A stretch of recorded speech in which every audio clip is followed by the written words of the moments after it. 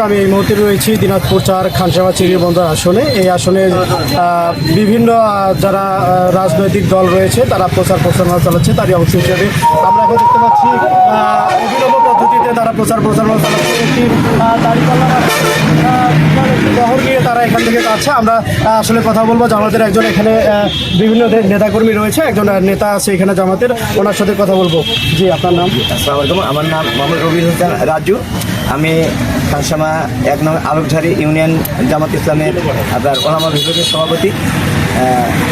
কি জানতে চাচ্ছেন বলেন? আমি জানতে চাচ্ছি যে আসলে এবারে তো আসলে পোস্টার নিষিদ্ধ রয়েছে, এবার পোস্টার আপনারা প্রচারের জন্য দিতে পারতেছেন না, তার বদলে আপনারা কি ধরনের প্রচারণা চালান? আমরা যেহেতু এবার কাগজ পোস্টার বড় পোস্টার নিষিদ্ধ, আর আমরা এটা সাপোর্ট করি, কারণ এই যে আমাদের স্কুল পড়ুয়া ছেলে মেয়েদের যে আপনার কাগজের যে দাম বৃদ্ধি অনেক আমাদের নিম্ন এবং মধ্যবিত্ত পরিবারের জন্য অনেক কঠিন হয়ে যায়। এই জন্য আমরা অনেক খুশি যে কাগজের পোস্টার নাই, তার বিকল্প হিসাবে আমরা একটা দাঁড়িপাল্লার একটা টাওয়ার আমাদের 8 এবং 7 এবং 8 নাম্বার সেন্টারে স্থাপন করতে যাচ্ছি। যেটা এরাও আমরা বলছি যে মানুষ যেন মানে এটা একদিকে দৃষ্টিনন্দন হবে, আরেকদিকে উৎসাহ পাবে ভোট দিতে। নির্ভয়ে মানুষ যেন আনন্দের সাথে ভোট দিতে পারে এবং আমাদের এই দাঁড়িপাল্লাটা মানুষের কাছে একবারে আকর্ষণীয় প্রতীক হিসেবে মনে প্রাণে এটা মানুষ বুঝতে পারে যে দাঁড়িপাল্লা একটা ন্যায়ের প্রতীক। এই জন্য আমরা এই দাঁড়িপাল্লার টাওয়ারটা স্থাপন করতে চাই। ধন্যবাদ।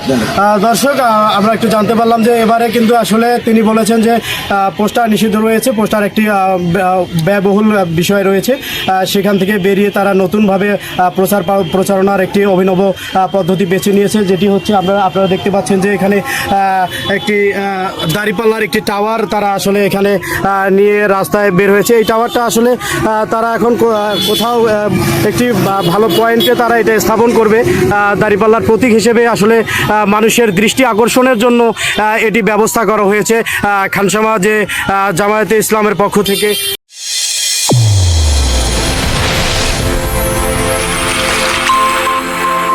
চ্যানেল A1 হৃদয়ের স্পন্দন।